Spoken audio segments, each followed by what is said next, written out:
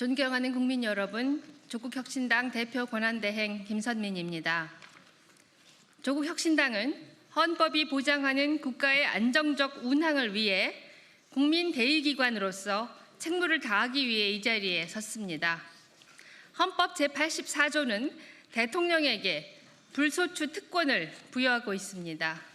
이는 1948년 7월 17일 시행된 제헌헌법 이후 지금까지 추호도 흔들림 없는 믿음이었습니다. 개인에게 주는 사적인 혜택이 아닙니다. 국가기관인 대통령의 헌정 수행 기능을 보장하는 안전장치입니다. 이 장치를 따로 마련해야 할 만큼 대통령이 짊어진 국정의 무게가 무겁습니다.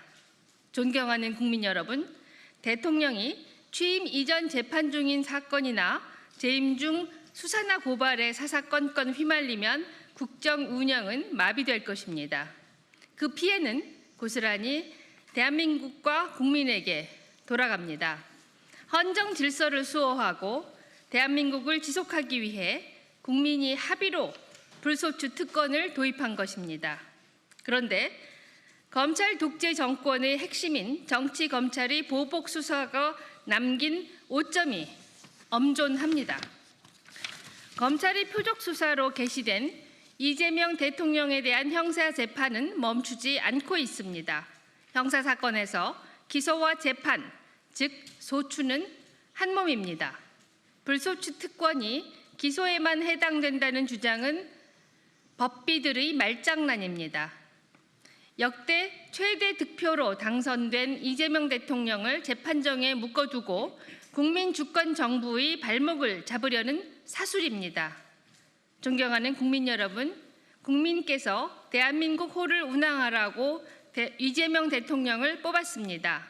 기소 사실을 알고서도 선택한 것입니다. 국민으로부터 권한을 위임받은 적 없는 몇몇 판사가 국민의 선택을 뒤집으려는 어떠한 시도도 옳지 않습니다. 그것이 사법 쿠데타이고 내란의 지속입니다.